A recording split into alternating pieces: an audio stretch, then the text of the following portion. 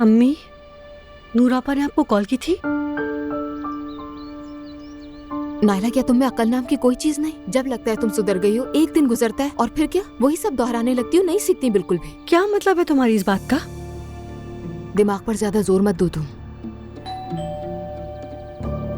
अस्सलाम वालेकुम। खुश आमदीद नूरापा। खुश आमदीद। कैसी हैं? मैं ठीक हूँ, तुम? हम भी अच्छे हैं।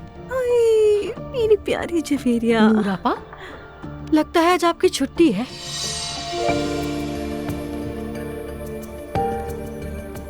चलो तुम लोग अंदर जाओ और हमें अकेला छोड़ दो। ठीक है, मुझे वैसे भी मॉम ने बुलाया था, मैं वहाँ जा रही हूँ, देर हो जाएगी मुझे। Okay bye. फिर मिलते हैं।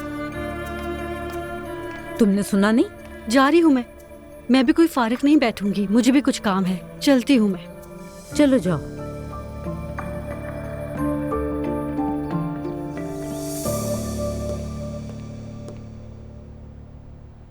तुम में शर्म नाम की कोई चीज है या नहीं?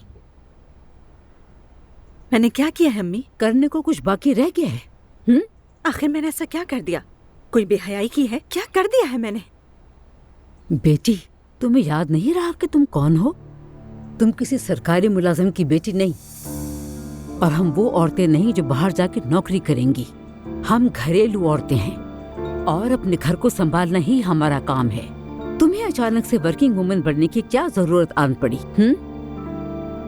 हमें इसकी बहुत ज्यादा जरूरत थी।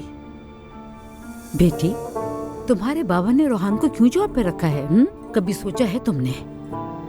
मुझे मालूम है अम्मी, मैं शुक्रगुजार हूँ, लेकिन वो नौकरी मुझे पहले मिली थी।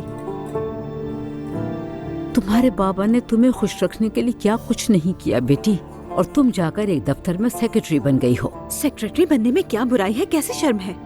क्या मतलब बुराई नहीं है? सब कुछ गलत है इसमें।